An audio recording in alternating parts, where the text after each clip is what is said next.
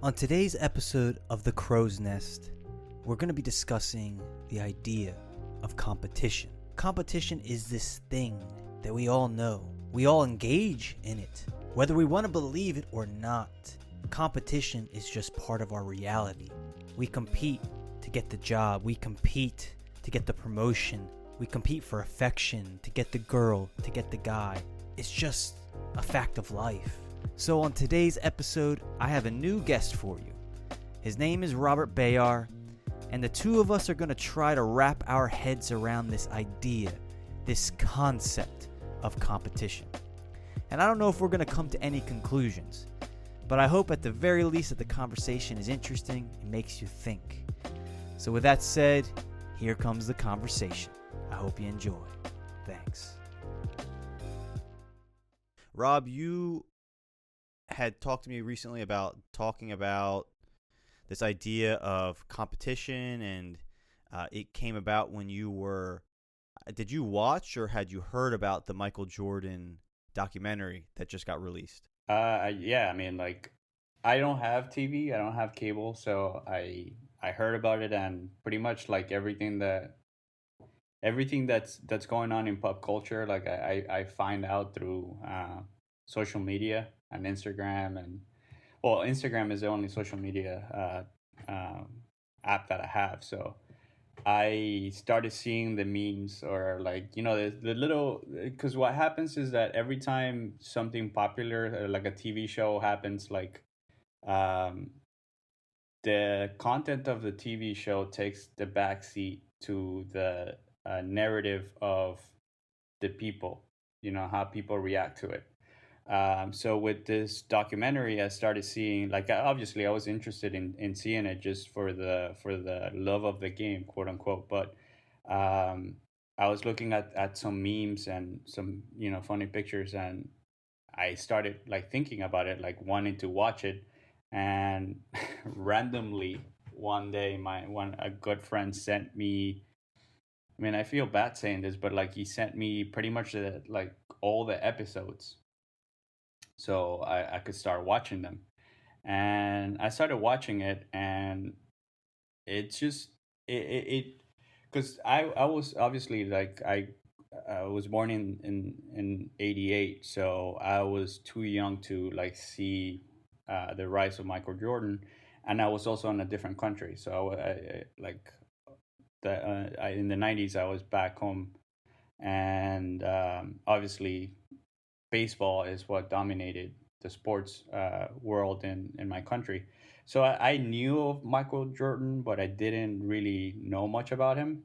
I knew who he was because everybody knows who he is. Like, I don't think a lot of people know how great he was, but I just knew of him. So with this documentary, I thought that it was my opportunity to actually, like, now that I'm interested in the game, like, it'll be a good introduction to his life.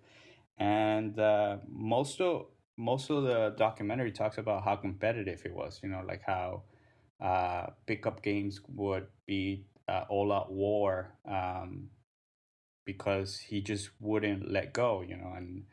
And it just had me thinking. And then also with the passing of Kobe Bryant, like, obviously I started like looking more into his life, because unfortunately, like everything, like, you start appreciating people more when they're not around. So I'm a Miami Heat fan, so Kobe Bryant was not my favorite player.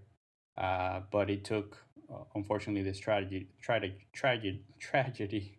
to see his true greatness. So I started like looking into him. I started like really thinking about how he approached things, and it motivated me to do my best. And I think last like I'm in school right now, so I've kind of found this sort of motivation to and sort of like, sorry to keep going back and forth, but the I'm gonna go back to the documentary for 2 seconds. The name of the documentary is called The Last Dance, and the reason why it's called The Last Dance is because Phil Jackson created a theme for that season. So he's a spiritual person, and he just created, he essentially named that the season The Last Dance. and that's why the documentary is called The Last Dance. So similar, not motivated by this, I have called my semesters something. Fuck. And I knew how to like look it up, but like my last semester, uh let me find out. Yeah. So for my last semester, I actually called it Fortitudini Vincimus, which is from the book Endurance. Endurance is essentially the tale of an expedition that unfortunately went really bad in the north, in the South Pole, and the sailors got stuck in there. I think for about a year to 2 years. It was a really long time. And what the theme of what the name of the ship was, or I'm sorry, the the captain of the ship, his family had a name that, or like the motto of the family name was this: fortitude invincimus, which is by endurance we conquer. That's in Latin. In Latin, yeah. I'm sorry if I'm chopping it up or like I'm mispronouncing it, but in English, like it will be translated to "by endurance we conquer." Um, I promise that I'll tie this back up. So last semester was rough for me. Like I had a lot of classes, and they were very difficult classes. They were not like a walk in the park. They were very challenging classes. But I knew that all I needed to do was to survive. I knew I was going to make it. But I knew before I even started that it was going to be bloody. I knew that it was going to be a lot of hard work, but it was just going to take for me to endure it. Pretty much that's what it came down to. Like I just needed to endure it, and I just needed to get through it. So I found success in naming last semester um, this, and by endurance uh, we conquer. So for this semester, now fast forward to this semester, and tying it back up to the conversation, I with the Kobe Bryant passing, I decided to call this semester, or at least the theme of this semester was to call it Mamba mentality, which is sort of like motto as well. Um, and from what I gather, and again, I'm not a huge fan, so if I'm misquoting or if I'm not saying something accurately, don't shoot me. I just This is the message that I got. Um, I think Mamba mentality is just the mentality that you have to always do your best, but not you do your best in the way of excusing subpar performances. Like meaning you do your best, but you leave it all on the floor. You essentially you pour your heart out to everything that you try to accomplish. So for this semester, I thought, hey, like I guess a little bit in honor of Kobe, and just to follow that sort of theme, I'll call it this. And at least for the first, before, I mean, as some of the people that will be listening to this, like as some of you guys know, we're currently quarantined in at home.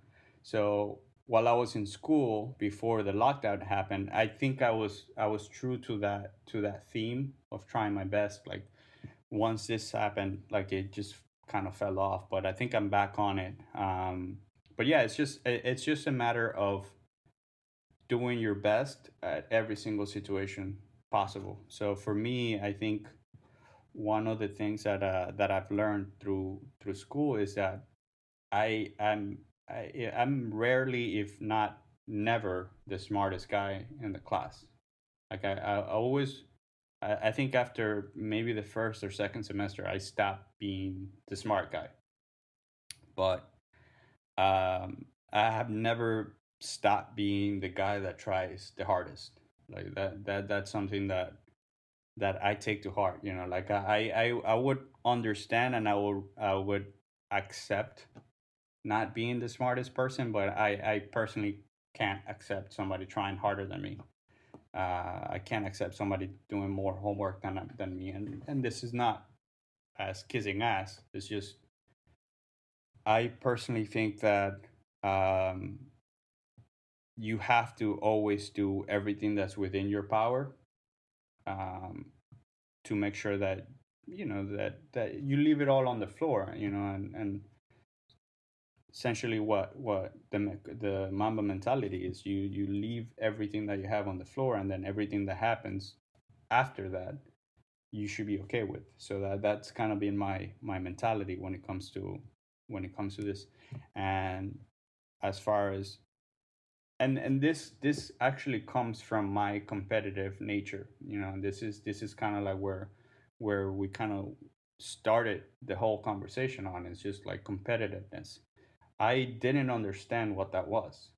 I don't like in many different aspects of my life, like it's taken some time for me to understand what that was.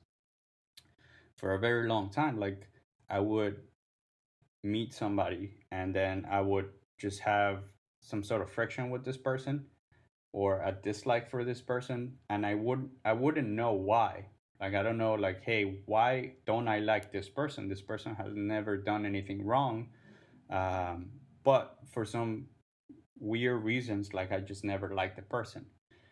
It took years of my essentially going through life for me to find out that's essentially like a mechanism that I have to distance myself from people that could in the future be either harm or just disturbance. So just how I now understand that feeling, like for example, like before it was just like I would wonder, like, why don't I like this person? Now I can think about that, and then I can already feeling some gaps, and I can say, well, this is probably why I don't like this person.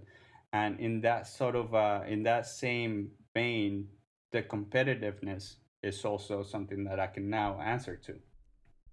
Before it was just like, why do I do these things? Like um, why do I always want to be first? And I think um,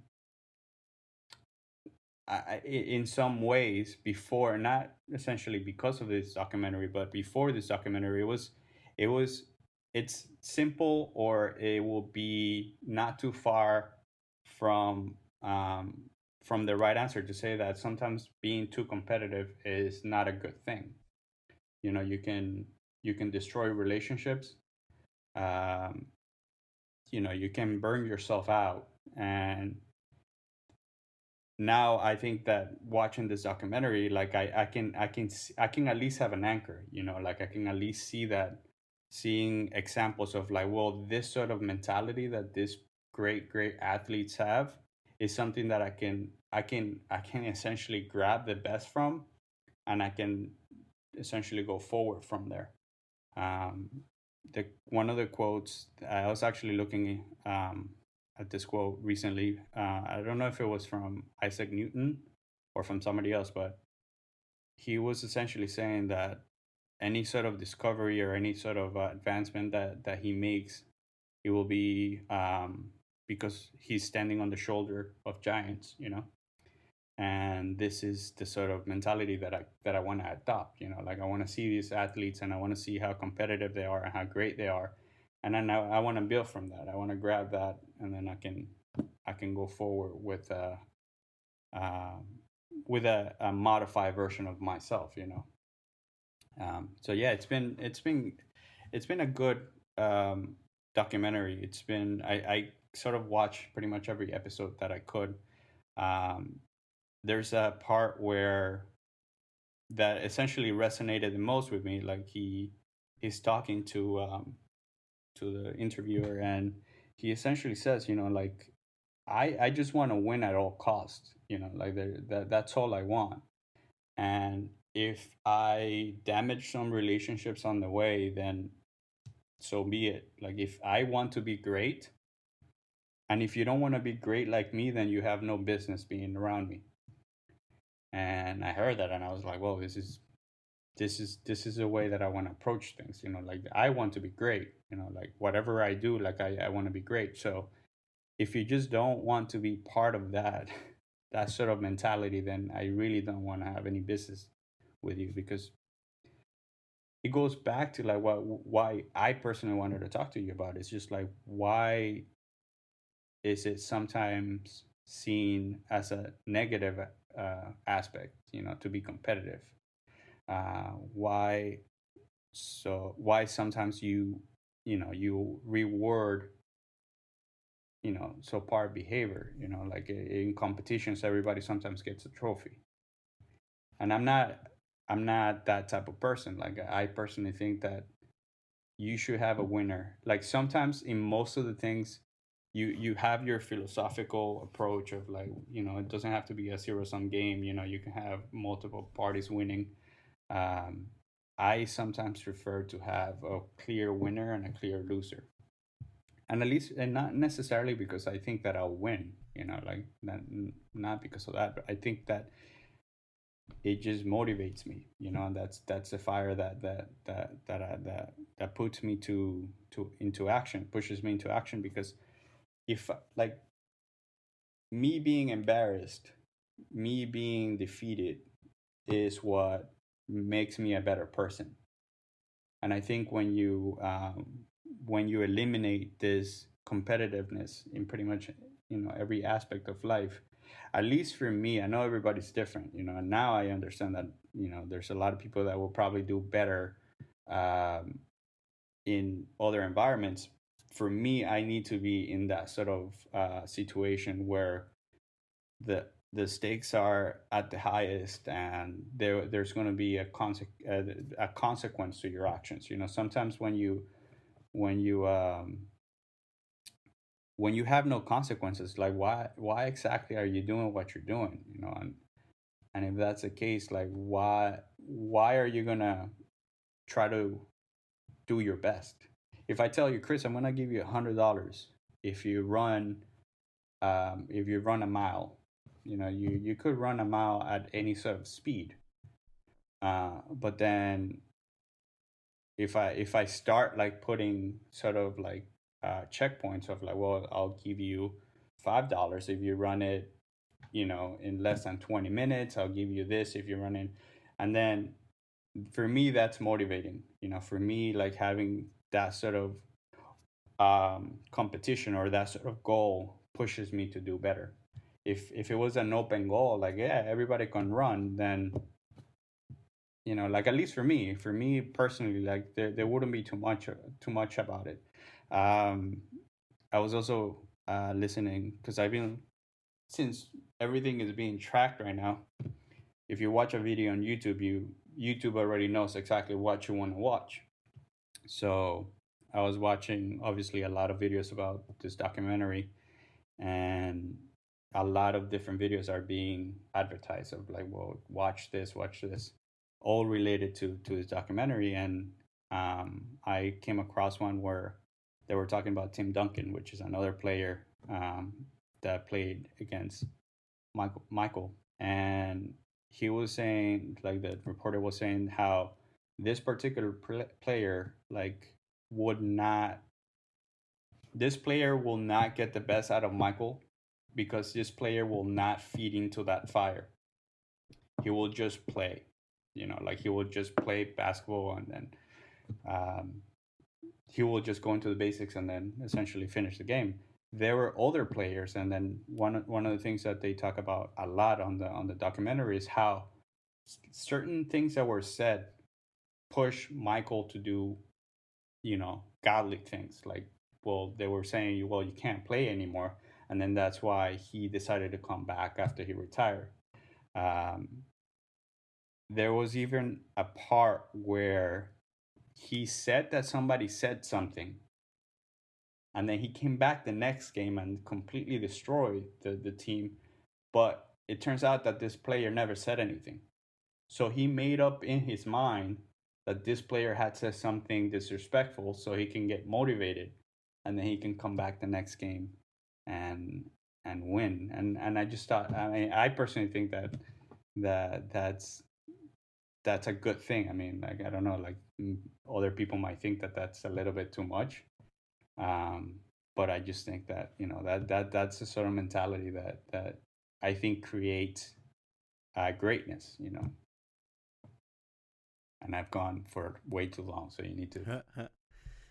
So, all right. So you brought up a lot of things that actually some questions that I had thought about to ask you. I think you kind of already answered. So I have not watched that documentary, but in preparation for this talk, I kind of did a little, like I looked online, and I have watched some Michael Jordan videos and commentaries over the years. That one story you just mentioned of how like the little pseudo rivalry that he created in that particular game where he decimated almost single handedly that particular player and that player's team.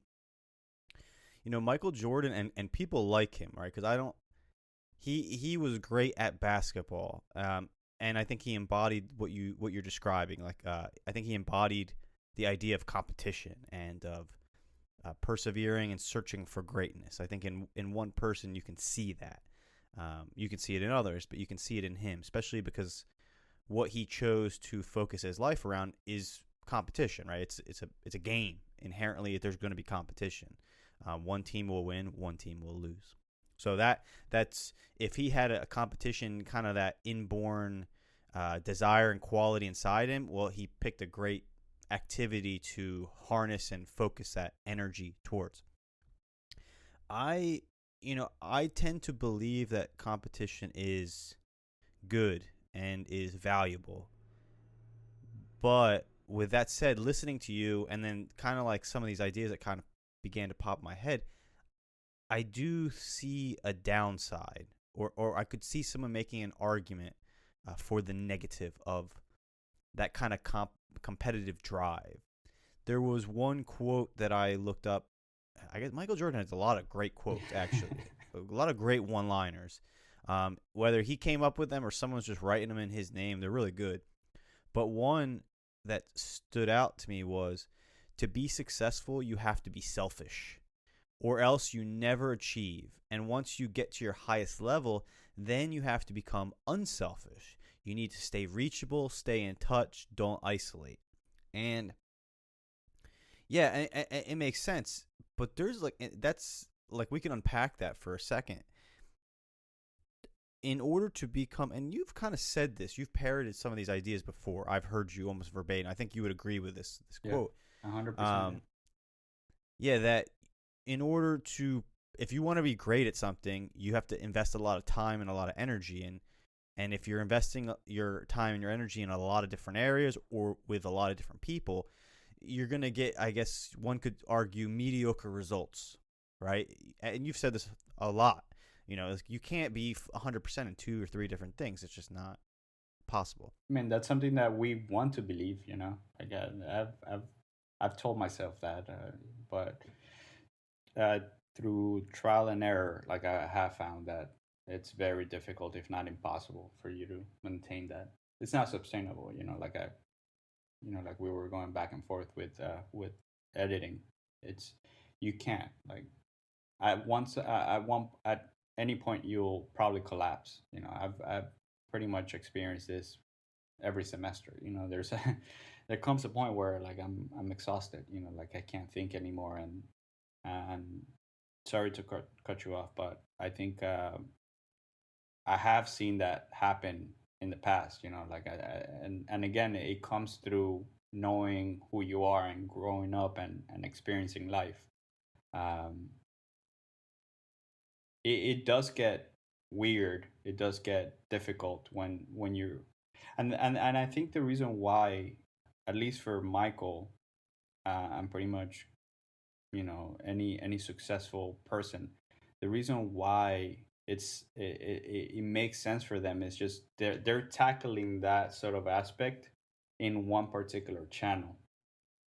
And when you get in that channel and you have this sort of mentality, that's where essentially I personally think that's where greatness is born.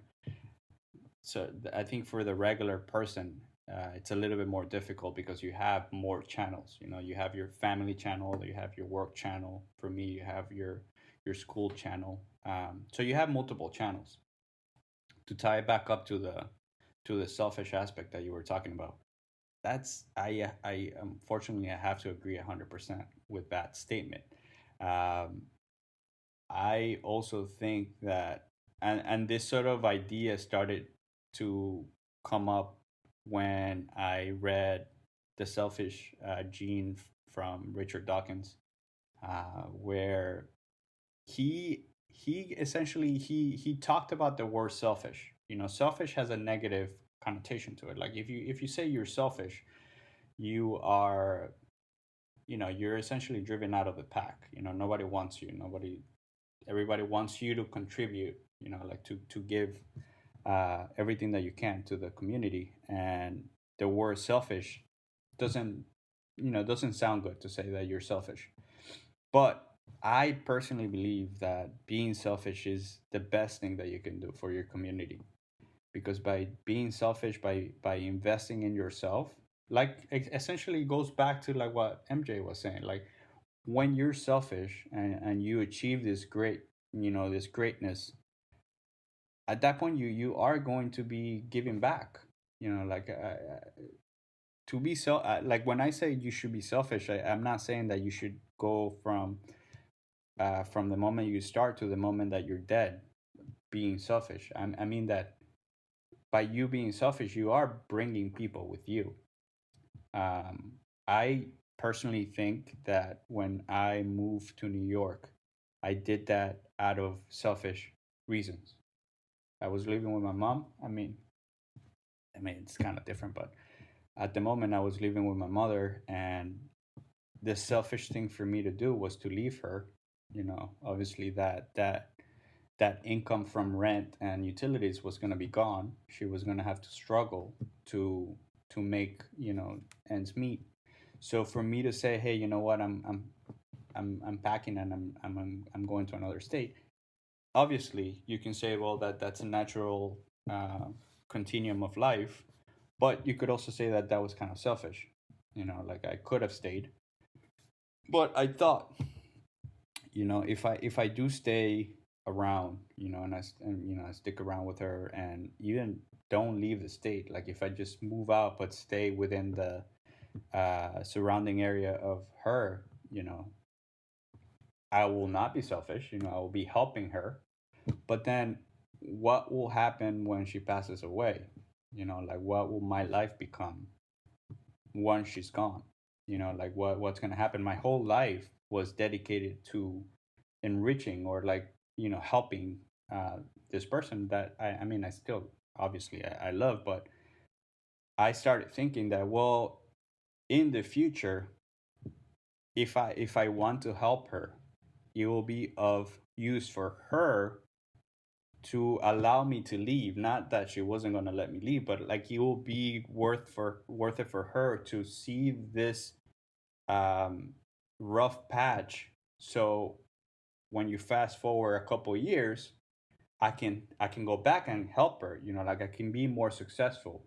I could invest more in her. So that's kind of like where the whole concept of selfishness like started to essentially change for me, and that sort of thought has stayed with, you know, with my philosophy. If you and that's I mean, there's many other reasons why you will say that I'm single, but one of the main reasons is because of that. Like I personally feel that I don't want to spend time with somebody.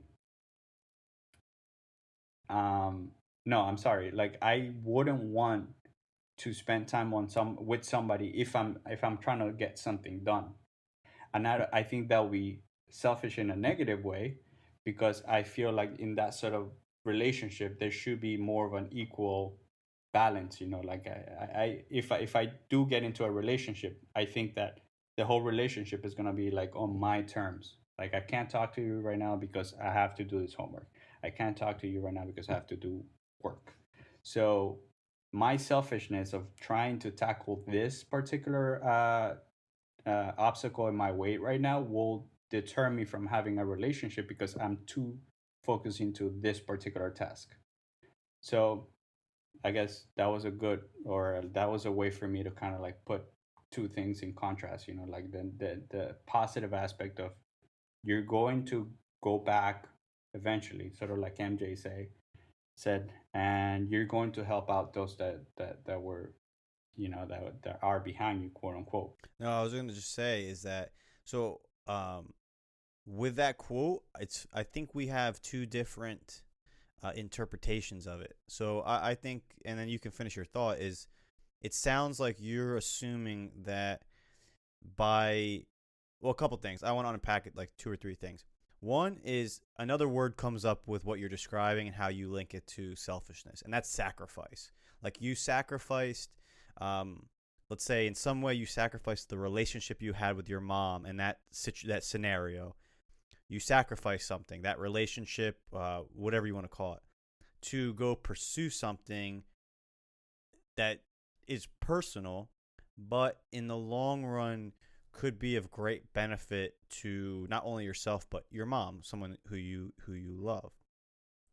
But what I would say is with that quote, I almost read that as a warning and not as an inevitable, cycle where okay, you're selfish, you pursue greatness, and then when you've achieved quote unquote greatness, which we both know greatness doesn't really exist, it's a constantly pushing. It's just something that keeps getting further and further and further and further away. Like when you accomplish one goal, what's the next step? And I think Michael Jordan's life would exemplify that. But what I was going to say is that I think that that is a warning because it's not I don't think it's necessarily going to follow that if you set yourself up and you embody this competitive desire to be great, whatever that is, that at some point when you've achieved some, financial success, whatever you want to call it, that you will now switch gears entirely and become the opposite of that, someone who is giving and caring and all of these things. I see it as him saying, hey, it's all right to pursue this idea of greatness, to embody this competitive desire and all this competitive energy, but at some point you'll have to switch gears because the one big thing, the one word that stands out to me is isolation. And I think that can happen if you pursue that and you sacrifice all these other things. I think if you pursue that for too long, what can happen is you become isolated at a certain age. So that's one question I kind of had was, even if competition can be proven to be advantageous in helping at a personal level, helping at a societal level, helping at even a biological level, like the species at large,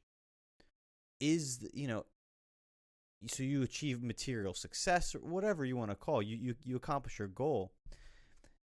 Does that necessarily lead to a happy life?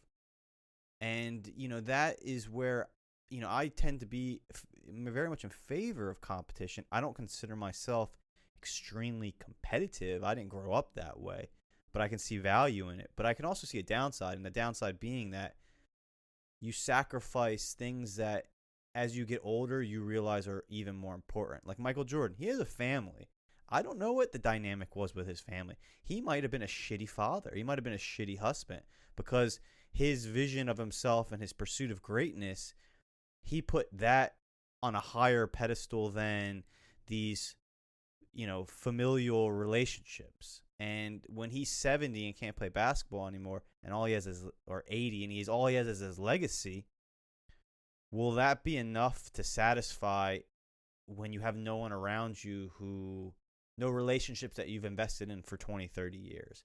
And I don't know. Michael Jordan might have been a great dad. He might have been a great father, and he might exemplify really how to maneuver and maintain those qualities, those different areas of his life, or he might not. I don't know him I don't know him personally. I never really read too much about his family life. But do you think that is a possibility, that you could sacrifice too much or for too long, and then at the end of the day, when you've got your prize, you have no one to share it with? Of course, absolutely, dude. That 100%. I would probably answer this in two parts. I will say that I don't think it's possible for you to have both. I don't think that At the same time. at all. Like it doesn't matter. Like think about it. If it's not so much about at the same time, it's just if you sacrifice too much today, you may not have somebody tomorrow. I don't think I have yet. Obviously, like I would like to see um, this point be disproven, but I don't think it's you can have a perfect household and a perfect workplace. I don't think that that's feasible, and it's not something that you will say. Well, it's something that one decision will trigger a reaction from the opposite one, and it's not gonna happen on the same day. Like it's not gonna be something that if you say, well, if I accept this job, I'm going to see the effects of this action right now. Because if it was like that, I would say a lot of people would probably change their mind. But if you think about the continuum of life, you will say, well, I'm going to choose today when I'm 30 to invest my whole life into this essential this idea that I have, and or this company that I want to create. And then you fast forward when you're 50, and then you're not going to be able to repair some of the relationship with the family that were essentially strained because of this decision that you took 30, 40, 20 years before. So one thing, obviously, I have yet to find that out. Like I'm assuming this thing.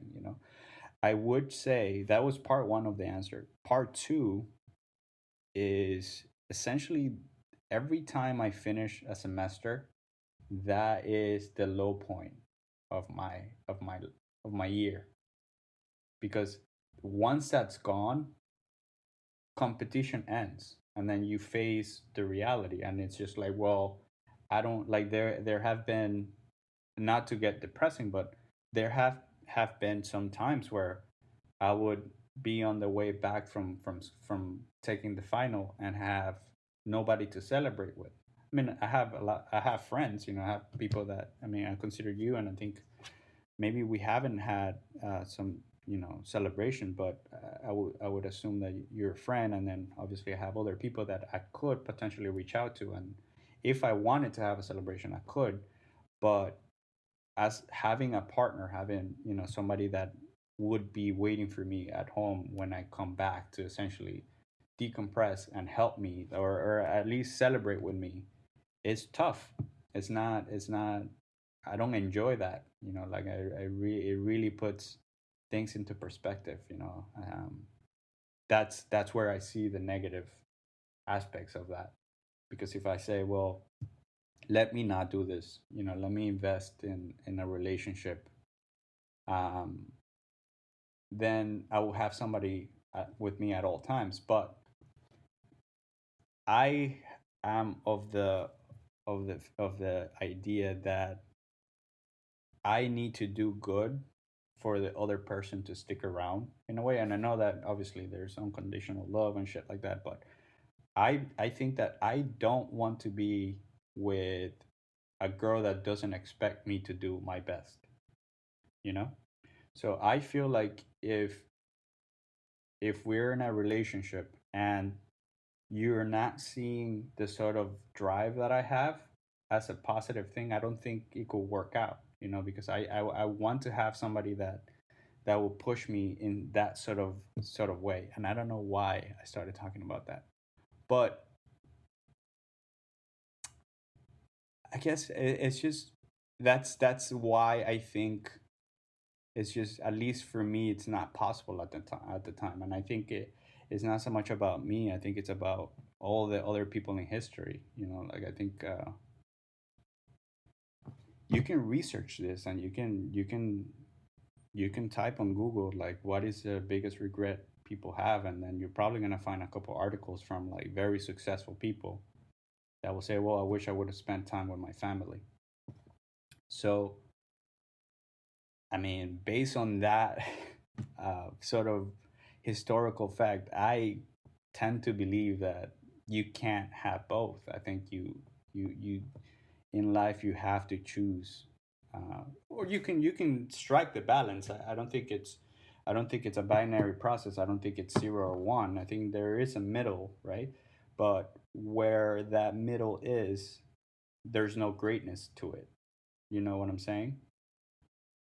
You'll be known as a good father, and you'll be known as a good worker. You know, like Chris came in, he did his job, he went home, he had a good life. His kids were there at the end of the day, and he had a happy life. You know, you and again that's probably 100% perfect. I think when it comes to the life experience, that might be the the life that you want to live. I personally have other feelings about it, and that's where the conversation of competitiveness comes through, and I personally think that it's such an interesting topic to think about, um, because at the moment, like I'm thinking of like, no, I want to proceed full force into this direction that it's gonna. I mean, I still have some time in school, and I think for people that are listening right now, it will be an exercise to change that variable. Like for me, school, for you is something else. If you're doing something, like if you have a hobby or something, and you're sacrificing something, like what you said is completely right. Sacrifice is a word. You can change sacrifice to selfish, and then they kind of they both play into the same field. Um, and who That's what makes the argument such a great argument, or the conversation such a great conversation. I don't think that I am doing it right. Like I definitely don't think that I have the answer. Like I would not tell you, hey, this is the way that you should be. um, and that's why I think it's an interesting topic, because who knows, like if I were to ask you, Chris, tell me, if you have one wish, you could have all the success that you want, but at the price of family. Family will essentially be the the counterbalance to everything else. Like you have 24 hours in a day.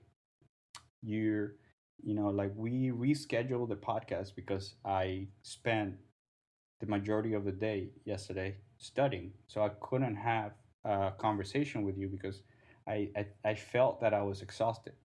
So it's the same thing with everything else. Like if you accomplish something, you're paying a price for that.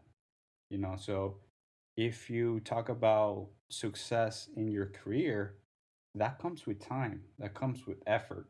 Effort is not a infinite source. Like you have a very finite um, level of brain power, and that's something that I've learned.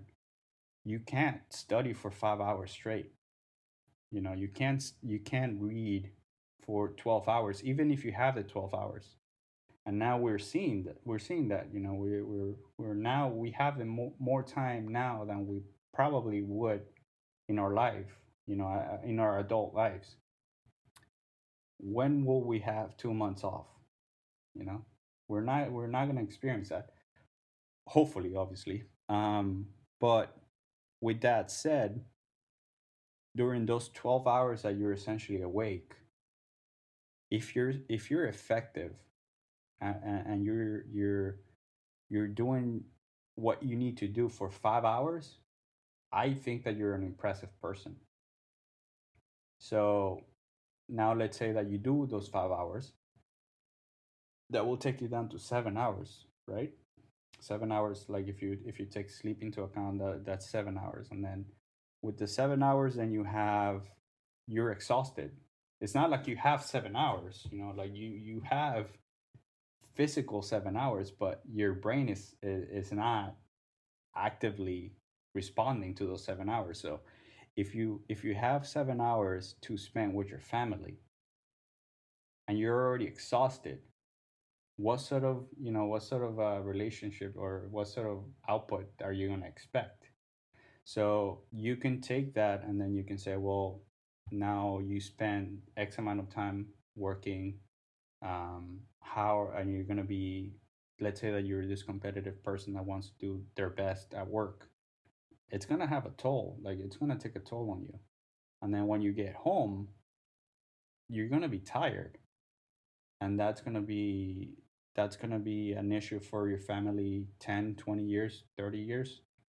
So again, I could be wrong, that could, but if you look into the history books, I guess, look into like what the relationships of successful people look like, like what, and then again, like we were talking about earlier, what is the regret people have when they're about to die? I think you've worked with old people, right? Yes. Yeah, I have. I've spent a lot of time. Mm-hmm. Right.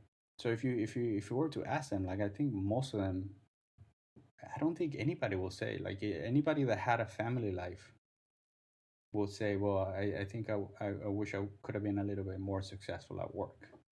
You don't really hear that as much, or there's probably many people that would say that, but you don't hear that as much as you hear the spend time with your family, spend time with your kids. Like that's kind of like the, if you were to survey people in the street, like if you were to ask them, I think the majority of them will say, well, most people will say this. Most old people will say this. Well, and that's what I was going to ask you. So, I have a couple things. One, to go back to what you were talking about, I do think you're looking at it in a very binary way, and I can't really speak from any position of authority to say if that's right or wrong. But one thing I would say is that it's interesting that most successful people, like let's just name people that are alive now: Elon Musk, Jeff Bezos, Michael Jordan. Keep going on. They all have families, and they've had families for a long time.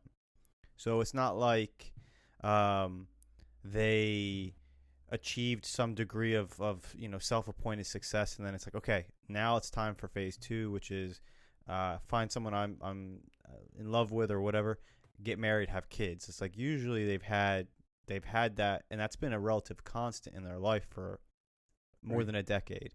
And I have heard it said, I was speaking with another friend, and he brought this up, was that I think there's some proof or some evidence or some research that has been done that shows a positive correlation regarding output and family life. Right. Meaning that, like, those, in this case, we're talking about, like, let's say men, those men who were pursuing some degree of success, or had, let's say not even success, but they were focused on something, whether it's research, some type of invention, whatever. Let's not even use the word success, because it's hard to really calibrate. Well, success is self-appointed. So that there was a correlation between those who had families and had that, you could call it almost like that constant, that safety net, that validation that came from that. It actually was a positive agent or ingredient in their success, because it was like, all right, like you said, okay, I've had this, let's say this up. Well, now I can go home and I have these people who kind of by default want to celebrate this up with me. If I have this down, I have these people that will be there to help me through it. And I do think for a lot of people, and successful people included, that is a very positive psychological presence in their life. And you could say that it could help you, because, one word, I woke up last night because I was thinking about this conversation with you, and what I wrote down was overcompensation. Right? What drives someone to want to be better than other people and to constantly be better than themselves? Is it a positive thing where you want to see how far you can go, right? It could be that. Or is it something that says there's, at some psychological level, I'm not happy with who I am. I'm not happy. I don't think I have enough value, so I need to show people. And how do I show people?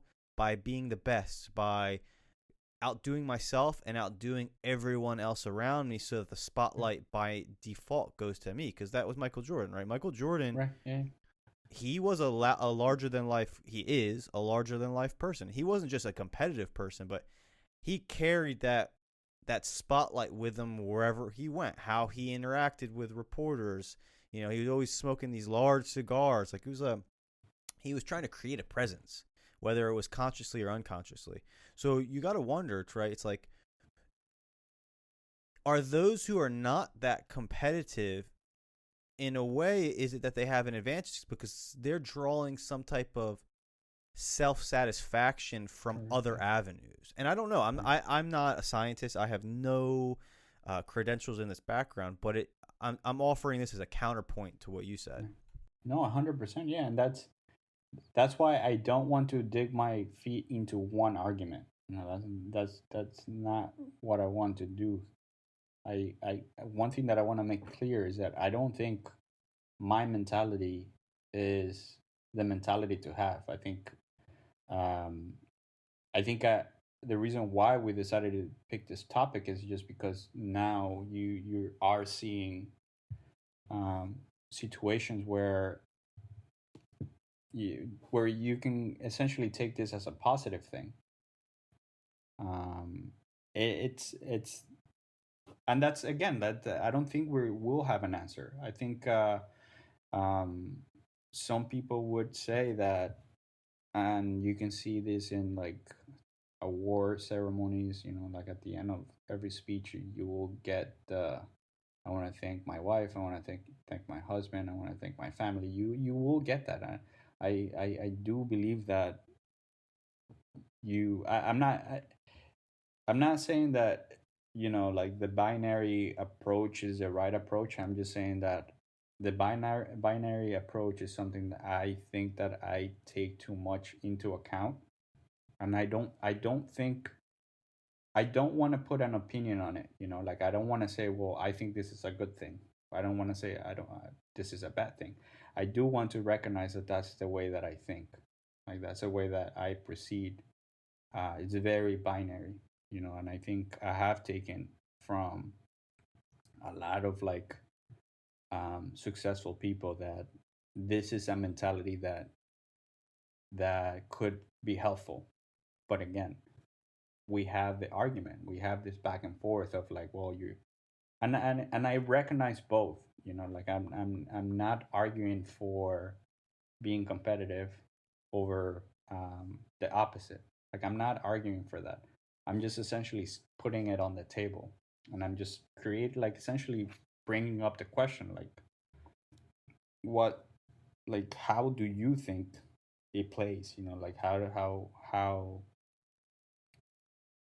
do you navigate those waters in your own particular life? You know, like if I just think it's at best I think you should recognize it. I think at best you should have an idea of what's at play.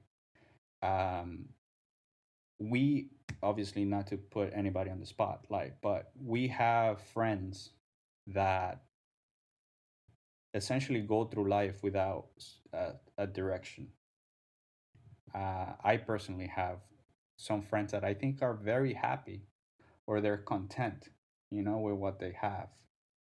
And I often wonder, like, is this better than that my constant push for better? You know, like obviously every time I accomplish something, it comes with like, well, I still need more. With and one thing that if somebody is listening, like one thing that I will recommend that people do is that to not necessarily listen to what we're saying and adopting it, but what they should do is like listen to what we're talking about and identify those components in their own lives so they can understand like what exactly they're doing. So for me is school, and I would always have to continue like on that same sort of tone of like my season, my NBA season is school.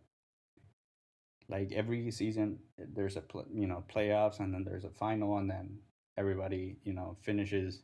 That happens to me pretty much twice a year. And I think it will be useful for people that are listening to this to think about what that NBA season looks like for them. and how they want to finish it. Like how do they want to be the NBA champions at the end of the day, or do they want to just be the team that kind of plays for for a couple games, but they don't really show much, but they have this great life. They have friends and they have um, people, and they enjoy their lives. Like it's a good argument. And, it's a good conversation to strike. Like would you want to be an NBA champion, or would you want to be a happy person? And that's not to say that the NBA champion is unhappy. That's really that's not the case. It's just that as you go through life, you have to find out like what makes you happy, like what brings you joy. You know, if when you do that, like what do you mean? Like what you have a question or? I was gonna make a point after you're done. That's all. Keep Oh, going. I don't want to interrupt your train of thought, yeah. which I just No, I did. think you pretty much, but I think it's just such a difficult. You're predicting the future in a way when you act this way. You're predicting like you're you're working towards a future self, towards how Chris will look like in a couple of years. The decisions that you make are gonna shape the person that you will become. Um, and yeah, I think that yeah, you could completely destroy the train. That Where let me say what I was gonna say, and then maybe it'll pick it back up for you. So hold on. So yeah, so with the competition thing, I think what maybe I'm wrong, but I think what you're stating is that this is who I am, and I don't even really know why I have this competitive drive, but it exists. And I think that's true of a lot of people, right? Like a Michael Jordan. Did he decide to be competitive, or was it that this, let's call it a gene, exists in him, and it's just by his nature he's going to be competitive? If he had chosen to become an accountant, he would have been the very best accountant that it was possible to be. Um, and I think that's probably true of people, like anyone who you would describe as competitive, especially when we talk about sports. It's probably that they're competitive outside of that arena. Between them and their wife, if they're trying to figure out, I don't know, who's pick. They're going to turn everything into a game. There's always winners and there's always losers, regardless of the situation. well, I think for sports it's just clear. It's simple. It's straightforward. You at the end of the day you're going to have a champion. So it's very simple to resort to sports to look into competitiveness. Uh, but in other aspects, you probably can as well. It's just going to be a little bit more difficult to decipher who has, because again, what does a best statistics person do? Like what how does that look like? Like it's not the one that shoots the most free throws. Because there are many stories of Kobe and Michael staying after the games, like shooting free throws. Like shooting 100 free throws or 1,000 free throws, and then they'll stop. Like, what does that look like for somebody else? Like, what does that look like for somebody that has a business? Does that mean spend 10 more hours, or what does that mean?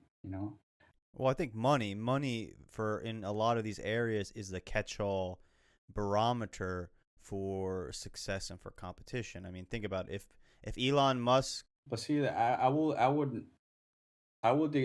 disagree with money. Like I would disagree that that's the case.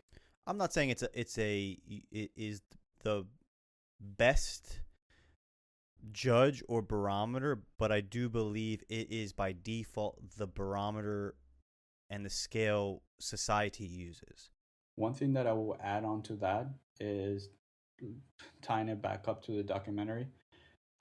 Scottie Pippen was heavily underpaid. So you could like that's where and again, like I'm not chasing. I personally am not chasing money.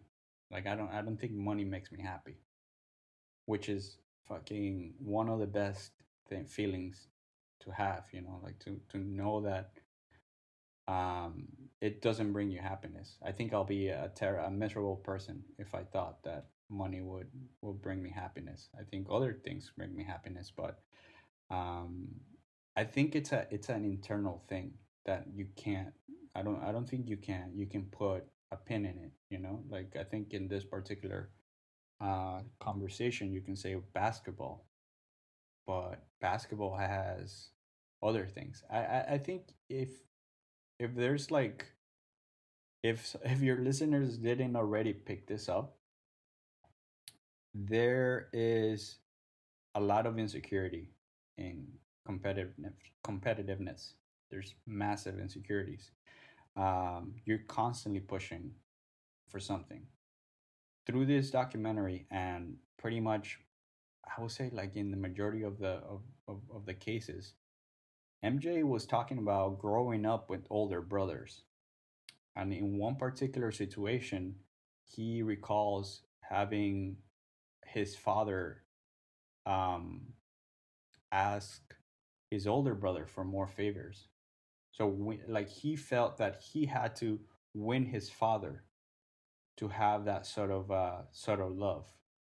And what does that mean? That means that he was insecure, and then that insecurity like triggered that fire that essentially made the person who he ended up becoming. And I think there's a lot, and not to like dig myself into a hole, but like yeah, there's massive insecurities that I have, like I'm wanting to essentially prove myself, to prove to everybody, and there's evolutionary reasons why some people are like this.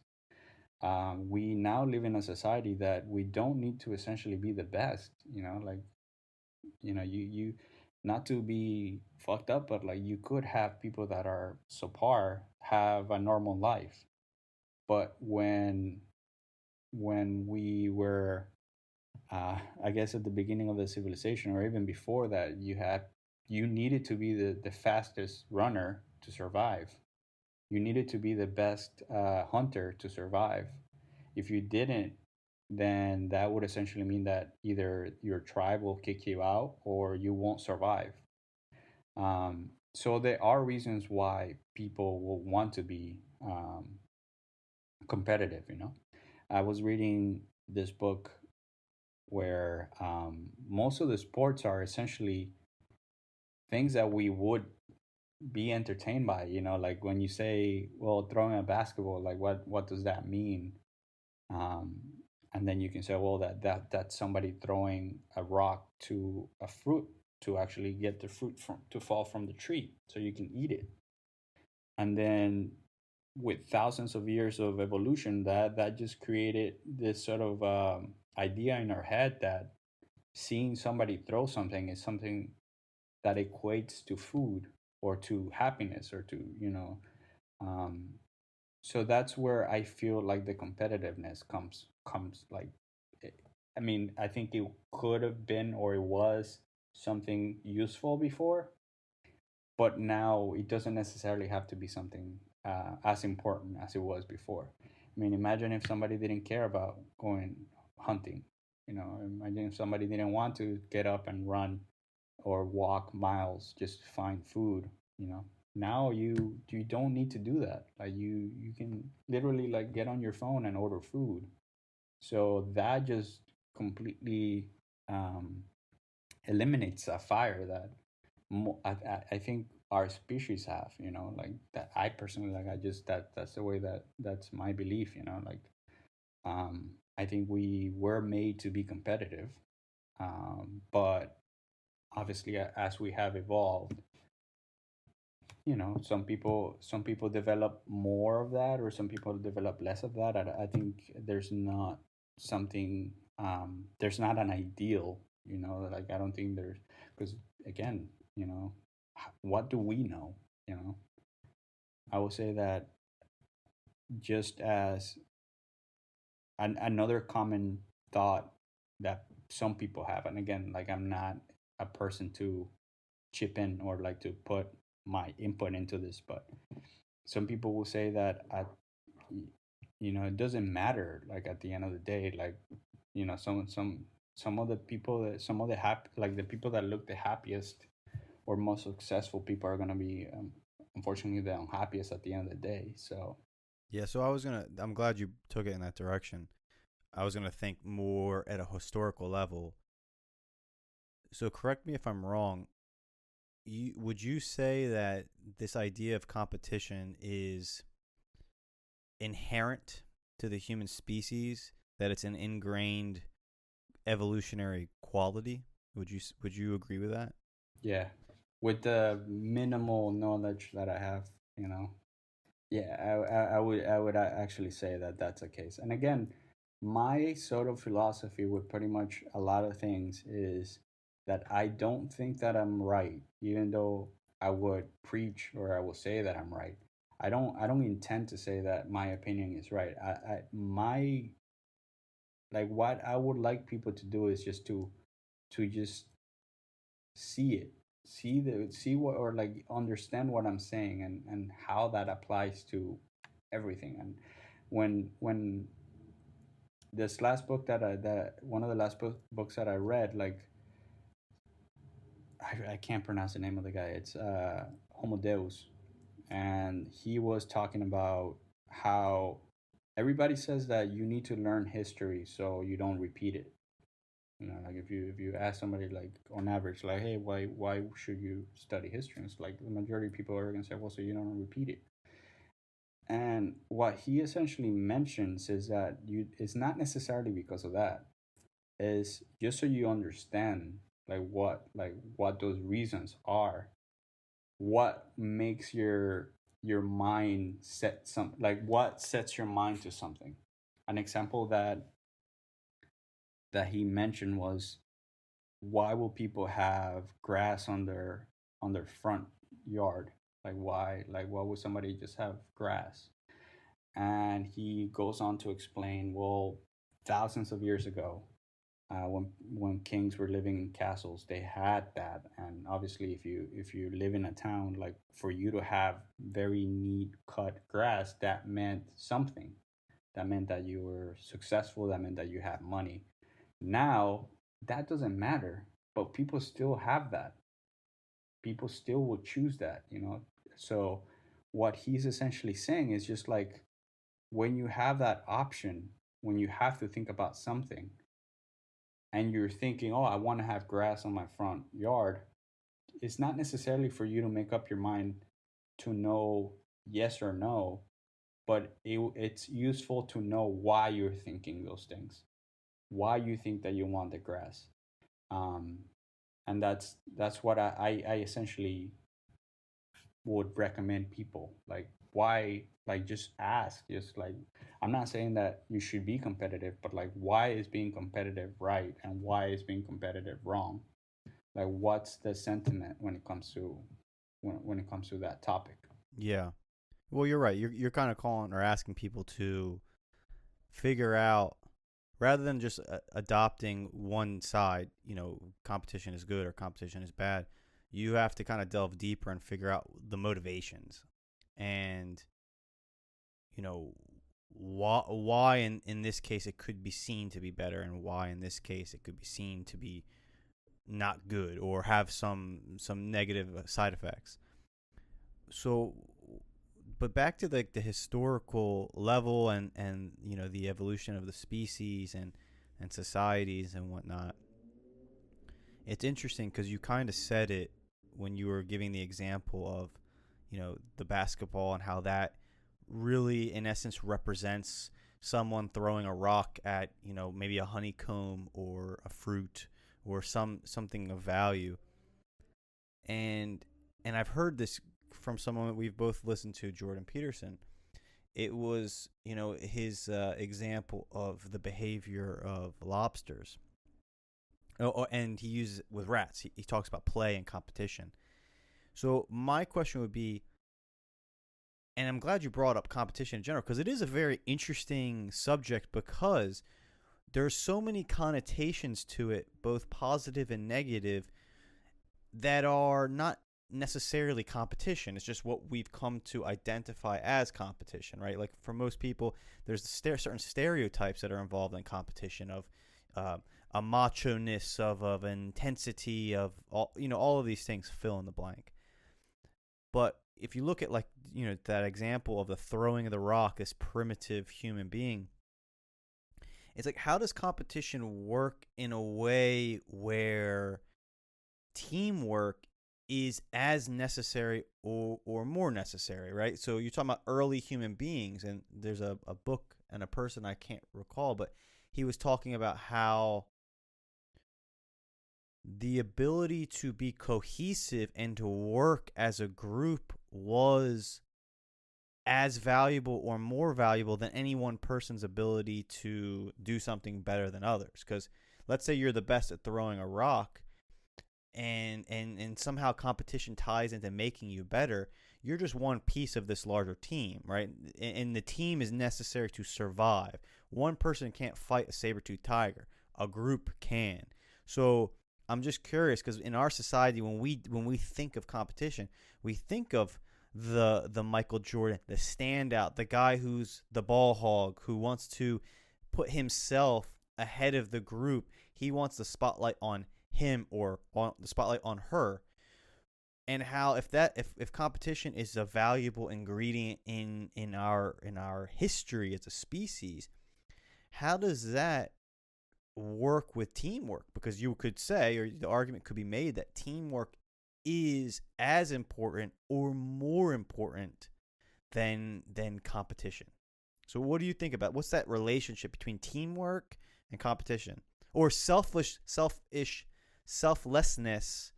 and selfishness as it relates to the competitive energy and desire and motivation? Right. I mean, like, honestly, if you were to ask me, like, what do I prefer, most of the times I will say, depending on the team, obviously, I would always rely on I will always choose to be in a team environment.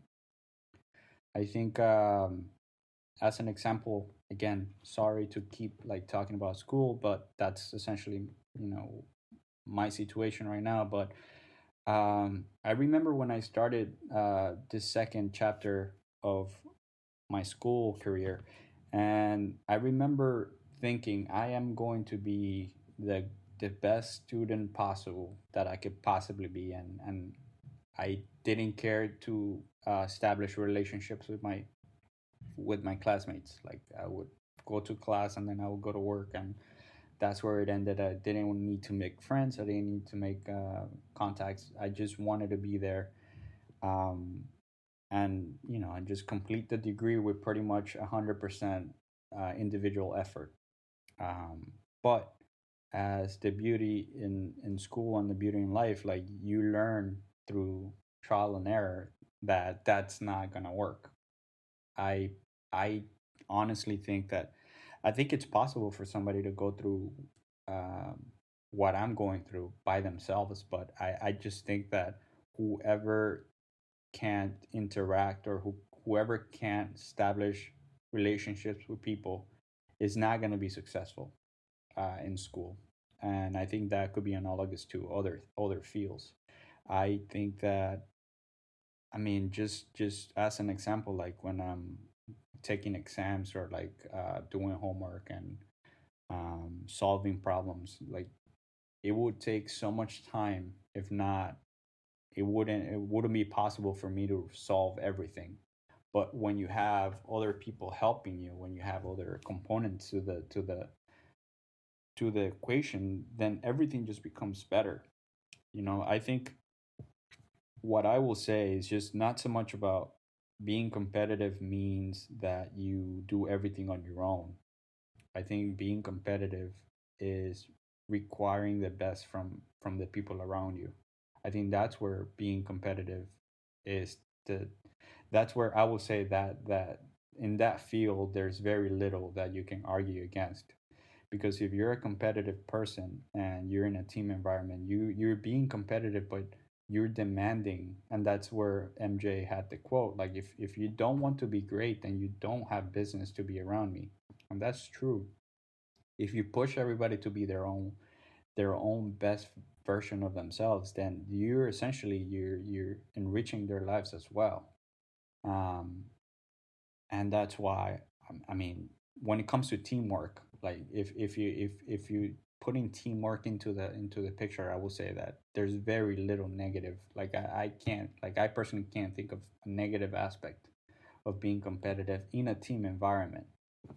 Like obviously you can attribute the same negative connotations to their lives and stuff, but like for the well-being of the team, um being competitive is the best thing that you can, the best mindset that you can adopt. And then just finding people that share the same sort of ideals, then that will make everything a reality there.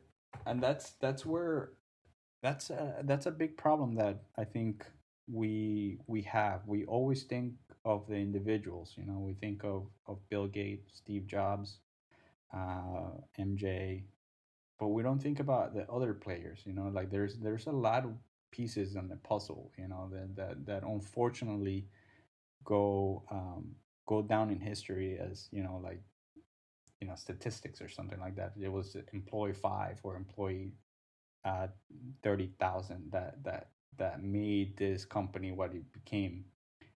You know, the individual person, but it takes a whole team of people to accomplish something great. um Whenever I get out of class and or I'm studying a subject, like it's just, it hurts my mind um to actually think that this all came about from an individual effort, you know. um I think if you want to take it back to historical times, I think if you're the best rock thrower, you need somebody to scout the savannah or the jungle. You just can't be the best rock thrower and think that that will be enough. You need the strongest person to carry the the the the game back to the tribe. So it's essential that if you are competitive, that you adopt a team mentality, because I don't think that you can be successful if you are the most competitive person but you don't collaborate. I think collaboration is what makes us.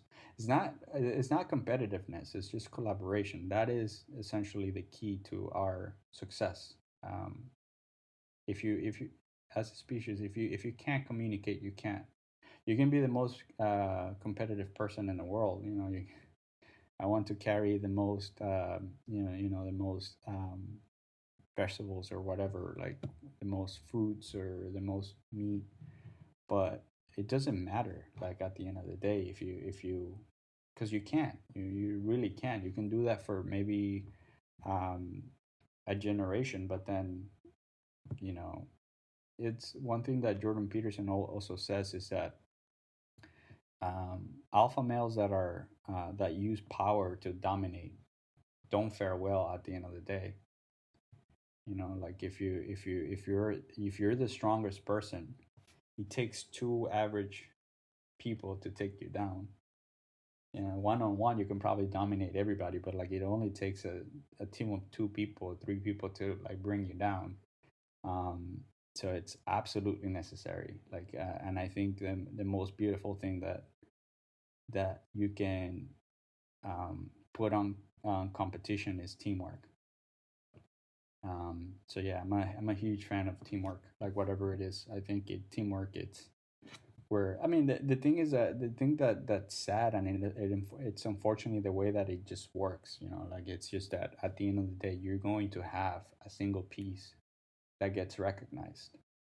You know, like it's gonna be the all star that gets the recognition. It's gonna be the Steve Jobs that gets the recognition. The Bill Gates that gets the recognition. But you know, you have other people, but like those people just essentially disappear uh, through time. You know, like if you start digging, then you can find it. But um, there's a book called Innovators that was written by Walter Isaacson. Mm-hmm. I, Yes. I'm not.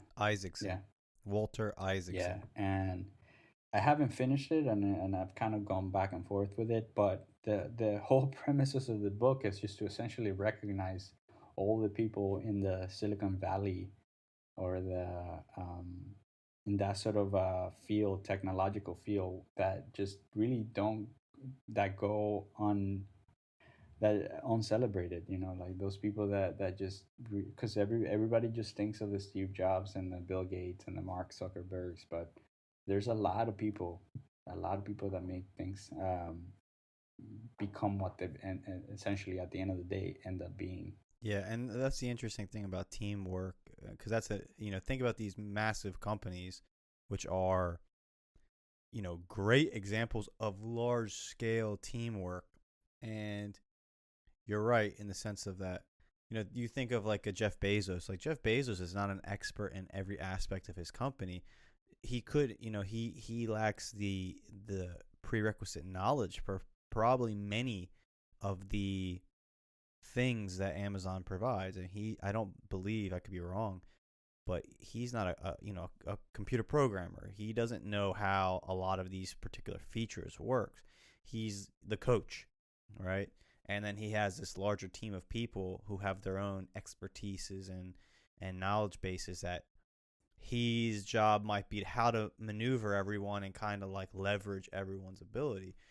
But whatever comes out of that, he can't take full credit for, right? Because it's many minds, many brains that are being utilized to create something that one of them could not do on its own. Right. No, but I would just say that you can, like, if I were to ask you who is the next person in command of the company, will you know? No, I would not know. Not at all. I wouldn't know. I wouldn't know one person in Amazon's company. Yeah. Right, besides him. Yeah, but like that, like, and that's, I mean, whose fault is that?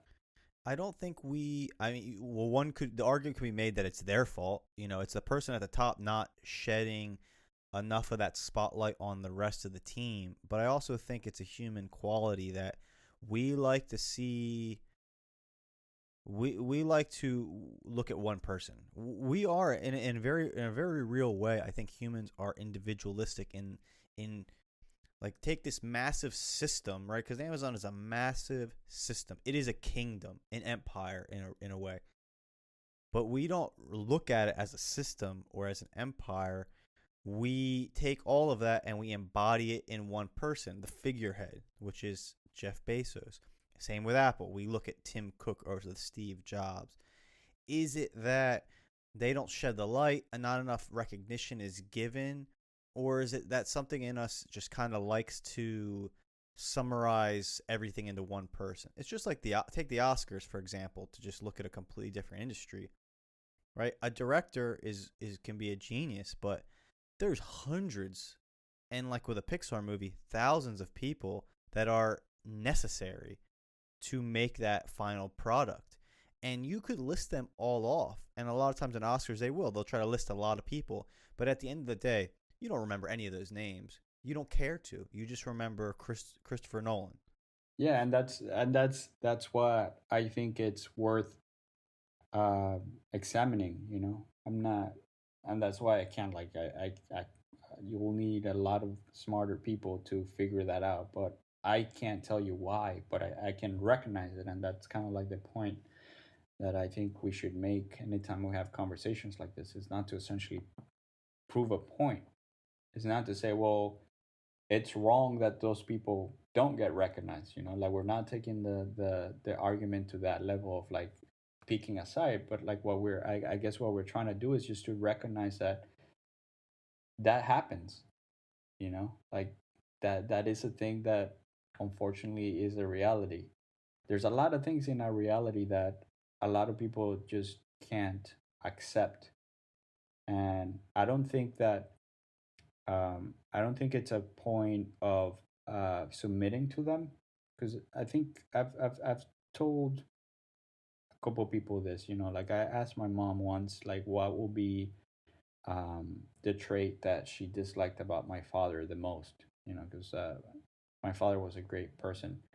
And my mom essentially told me that my dad was he he just didn't he was complacent, like he was happy, he was okay with things, like he was a person that if you fed him bread, he was okay. If you fed him a buffet, it was okay. Like he was just complacent.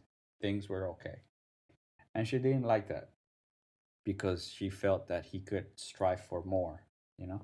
So obviously, when I hear that in my brain, obviously as a son, as his son, there are aspects of him that are dominant in my life, like or characteristics of how he was, like obviously um, take place into my sort of view. But I try to suppress that. I try to understand that I I could be complacent, or my behavior could be recognized as complacent. But essentially, what I try my best is to not be complacent. So whenever I'm defending a topic, it's not that I'm being complacent into accepting that that's how we are. So for me to say, hey, um, the way that we recognize the way that we recognize just one person is the way that it is, and I'm okay with it. I'm all right. Like I'm just gonna like submit to it. It's just one person. That's not what I'm trying to do. Like I'm trying to recognize that. So just with the background of why I don't become complacent, I just adopt the mentality of wanting to know why. Like it just comes down to that. Like why do we just want one person to be recognized? Because again, if it will be very simple for you to like just go online and find out who's the next in command. Like it just takes almost no effort from you to find out, but you don't know. And I'm not saying that that's a bad thing, but I'm just saying that hey, that is a very interesting trait. And when when you look when you look to the past, or when you look at essentially how this empires, how this kingdoms and all these things ended up shaping to be like, and you decide to at the end of the day point it to one person, most of the times the one person that you're going to point to is the person that was a competitive person. As you were saying this, I started to think about a podcast I had listened to about ancient Rome, and the point I was gonna try to make was it's interesting, at least from my observation and the what I've read about Rome, was that when it was before it became run by like emperors, before let's say Caesar became Caesar, and it was a republic. You had that was a system where competition was built into it, right? Where there was some equality or lack of equality, inequality, regarding, you had wealthy people, you had impoverished people, but the system was made in a way that if you were of a poorer background, but you were extremely capable, there were these channels where you could work your way up into the system and become as powerful as anyone else. But it's interesting that even though that system had these different people, right, that were, let's say, more competitive than the rest, and achieved, some type of degree of let's call it celebrity, where we know about them, it was still, when it's referred to that environment, they refer to Rome as an entity, and it was more that what I could do for the betterment of Rome, and then in that there's some benefit to myself, but it was about the system, right? It's almost like everyone was a cog in the system that was Rome, and everyone was trying to do something to better Rome, and how you got accolades was the more you did for the betterment of Rome, the more accolades you got at a personal level. Whereas, now compare that to like our more today modern society, it's less the system and it's more the person. And that's like what we're talking about. It's like, yeah, like that's why the system of Amazon is overlooked, right? It's the person that's valued. That's a good point. Like the fact that it's not the country anymore; it's a company.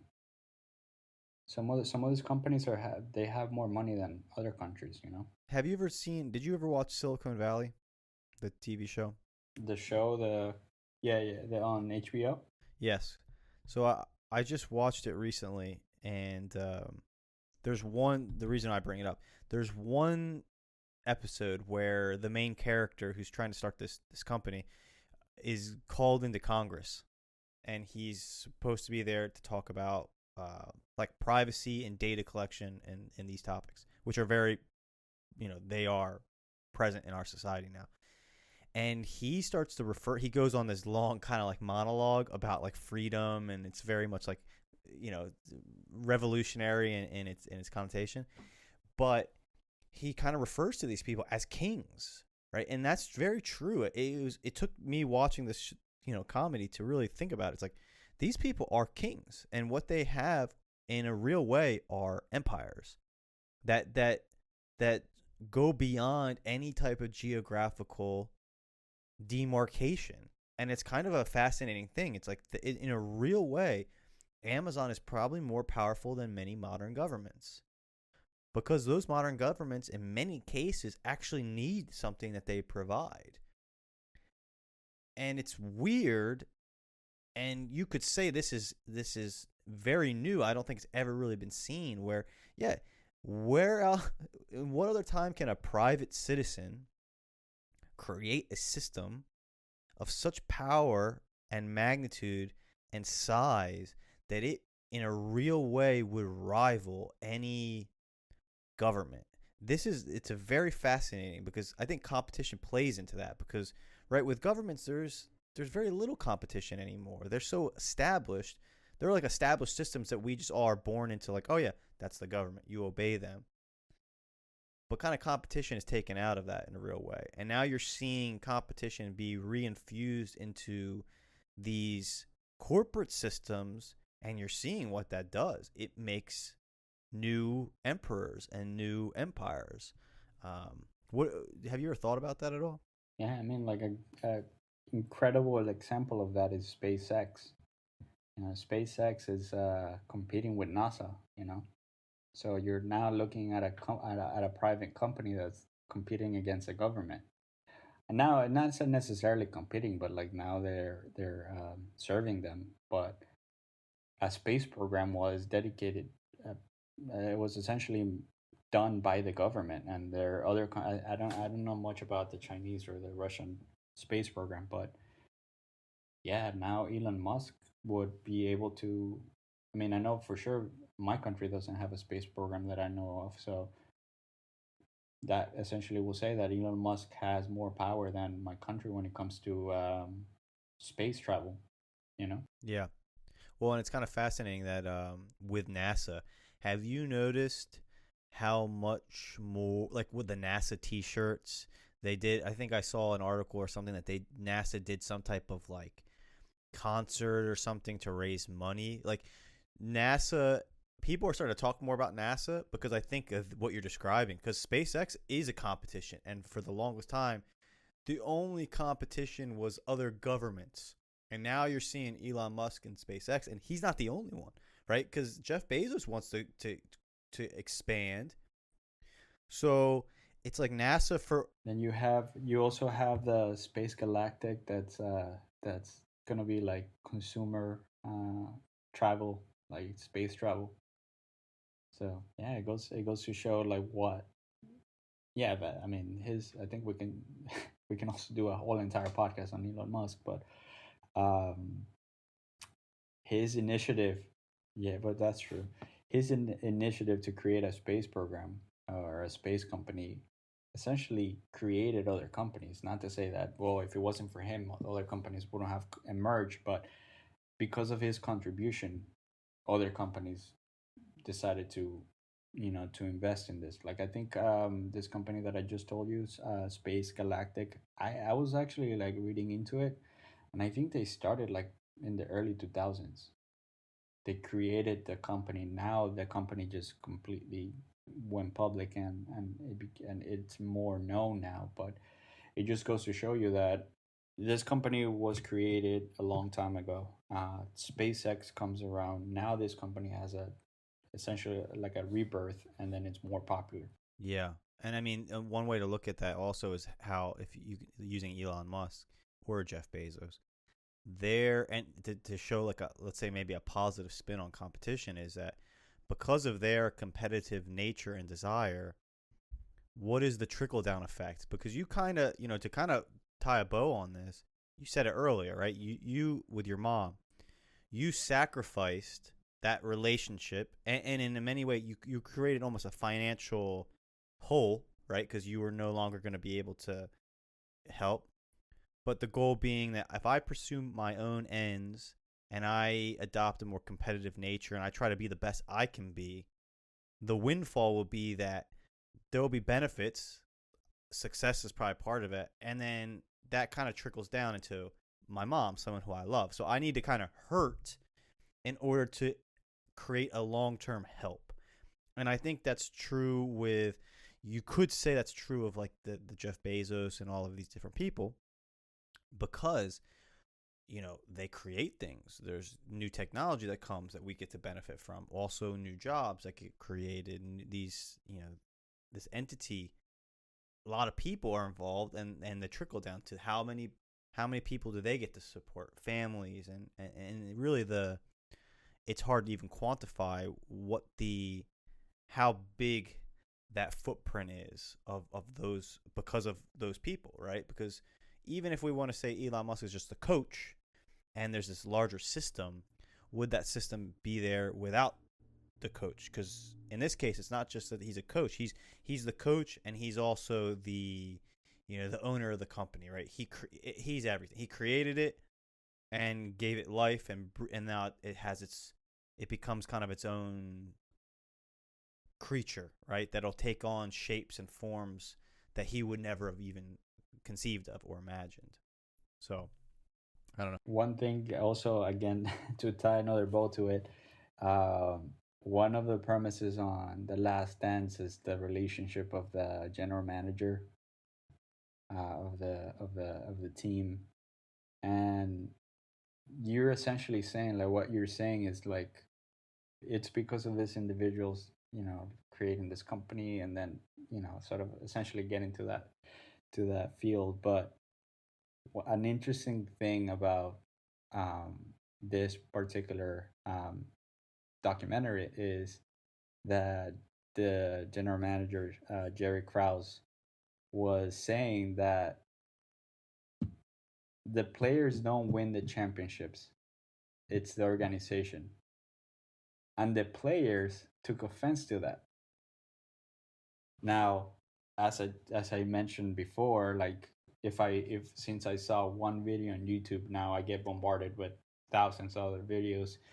So I have seen other videos explaining that quote. But it's an interesting quote to kind of like put into the conversation, as you explained before.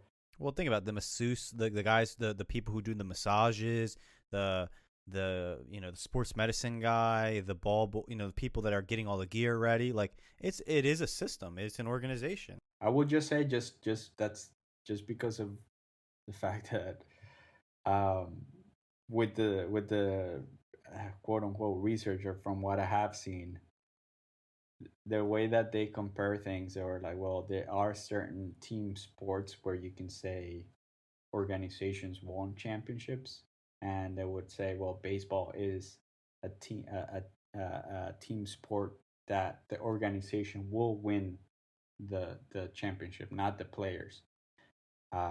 For the particular players in basketball, or for basketball, it is said that the players themselves are what essentially win the championships. Does that make sense? So the reason why I wanted to mention it is just to essentially put a nice little bow next to yours, because how you said, these people created these companies, and then obviously it's great for humanity and stuff like that. So a bow right next to it, not defending the actual quote, but essentially saying how we can put a nice little bow tie to this sort of conversation, because we started with the documentary. So it's interesting how it circled back to the documentary again. It's obviously like meeting back on the same sort of topic. So yeah. Awesome. It seems like we've tied this off pretty nicely into a nice little double bow. Any other things that you want to, just to kind of on this topic of competition and some of the greater, the spirals that we went off of, any other final thoughts that you have? Or Yeah, I think a good quote to have is from our dear mentor, Jordan Peterson, that says to not compare yourself to somebody today, to how somebody is today. Compare yourself how you were yesterday.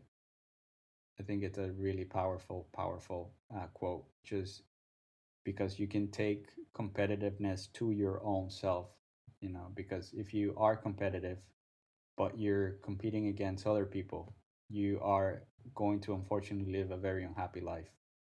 But if you are competing against yourself, how you were yesterday, it's always, I personally believe that it's always going to be an upside to that.